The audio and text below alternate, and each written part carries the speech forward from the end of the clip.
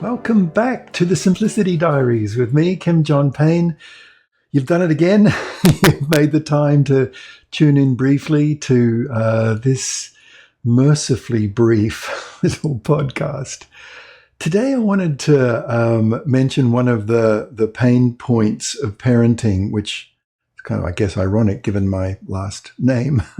But a pain point is often whinging and whining, and it gets us, right. It really gets under many parents' skin, and I want to describe a little bit about a few ways of looking at this, and then a possible, really just a simple solution to it. Not the only one, but it's a good one. You know, when kids whine and whinge like this, I think there's a combination of stuff going on. It's sort of multi-layered. One of the things that's going on is that they obviously need our attention, right? That's not any earth-shattering news. They're looking for connection. And that's a key thing to remember, that they're looking to connect. It seems, I mean, they're doing it in the most annoying way imaginable, but they are looking for bonding, attachment, connection. And it's not, sometimes, a layer to it that we all see is that they're bored, right? And then another layer to it is that they're looking for, well, I guess it's connected to boredom. They're looking for stimulation. They're looking for a new direction, and they don't know how to get there. And whinging and whining is not, it's not this sort of just little kids that do it. Teenagers do it. Teenagers even can do it. It's some kids do it more than others.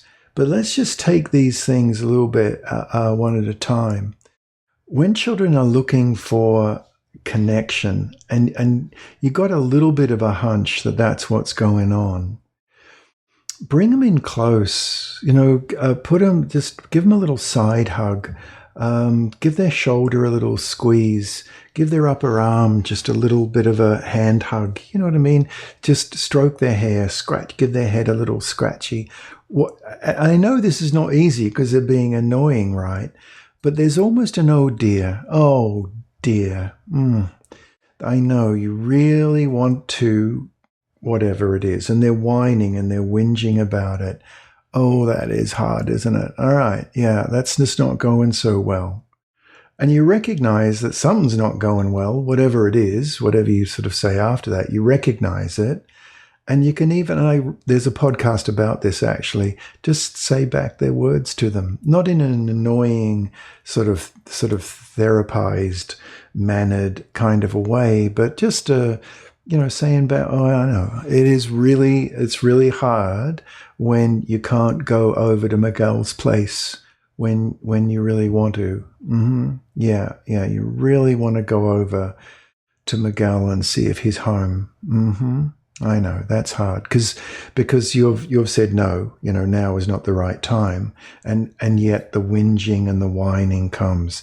I think it's often because kids figure they can wear us down, right? Again, that's not any earth-shattering news, but just bring them in close, connect with them, connect bodily with them. If they'll let you, if they're little kids, even if they're teenagers, and even sometimes teenagers, just give them a bit of a hug. Not a big deal, but just a little touch, a touch on the shoulder, a bit of a squeeze on the upper arm, whatever it is.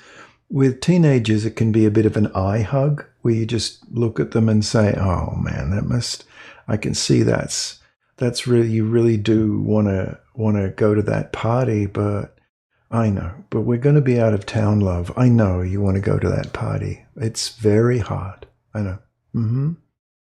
But there's at least a hug in your eyes, if you know what I mean. The eyes are kind of like the the arms and the heart are combined of the soul, and just sort of reach out and give them an eye hug. But not a mean eye, not a stink eye, not a frustration eye. Just let them know you're here, because you're getting pinged, right? They're echolocating off you. They're whinging because they're looking for a reaction. They're looking for some kind of connection. The other thing about is if they're bored and they've got nothing to do, is and this some of you might know where I'm going with this, is just let them be bored, and just commiserate with them that it's really hard to be bored, love. I know it's really hard for there to be nothing to do. I get it. I do. But yeah, I know it's hard. And don't fly into being like an entertainer, or like, oh, we could do this, we could do that, we could do, and because they're just going to say, no, that's stupid, no, that seldom works. It very seldom works. What you might be able to do, however, with boredom, is make one suggestion, it's a good one, and say, I'll get you started. Because often the suggestions to when kids are bored and they're whinging and whining, if that's why they're doing it, might not be, but if it is, saying, why don't you go and do that? Why don't you go and do that? It doesn't work often, because it's sending a kid away from you, right? And what they're looking for is connection. Even though they're bored, they're looking for connection with you. So if you say, look, hang on, love, I can come over and I can get you started. I can get the crafting stuff out and we can get started, but just for a few minutes, because I've got supper. I'm making supper, but you get them started. You sort of, and that can often, and say, look, this is my only suggestion. I can help get you started. If that doesn't seem like a good idea, that's okay. But then you'll have to think of something on your own. Do you get it? Because again, sending kids away to do stuff often doesn't work, because they're looking to be near you, even though they're doing it in the most annoying way possible.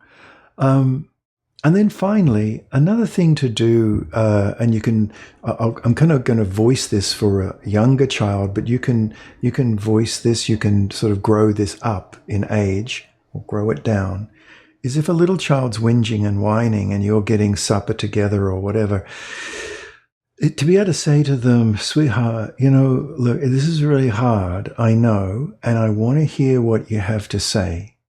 And I want to look at you with two eyes, and I want to give you two ears, both my eyes, both my ears. And if I was to try and listen to you now, you would only have one ear and one eye, or maybe even half an ear, which would be a very strange thing to have, wouldn't it? Half an ear. But when I get dinner on the table, then two eyes and two ears. And if you grow that up a little bit to a 12-year-old, I hear what you're saying, Skylar. I do, but I really want to be able to take it in. I want to be able to process it properly, to be able to be the biggest help I can be to you. So I'm going to get dinner on the table. That's only going to be about another 20 minutes. And then I want to pay full attention, because I want to help you as much as I can. Right now, I'm not going to be able to help you very much.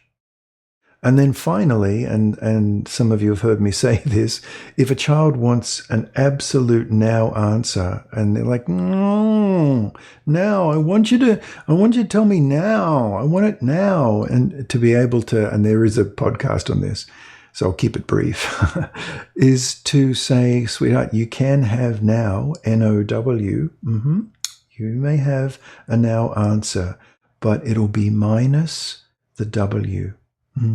We'll be taking away the W. If you want a now answer, then it has to be no, because I can't think about it. I can't sort of, process it. So I've learned when I can't do that, just to not do anything. So it will be no, or at least no for now. or no for a long time. But if you hang on till I get supper on the table or whatever it is, it might be no, but it might be a maybe, or, there could be a yes in this. All of this is a way to, do you hear all these strategies, right? They've all got to do with connecting. And if we know, that we've got these 2 eyes, 2 ears, full attention kind of thing, or the squeezy, the body based, which is the other one I mentioned, just getting them in, connecting with them. Second. The other one I mentioned is the getting them started on something and letting them know that's what you're doing. I'm going to be there for a minute or two, but you can get them started. 3.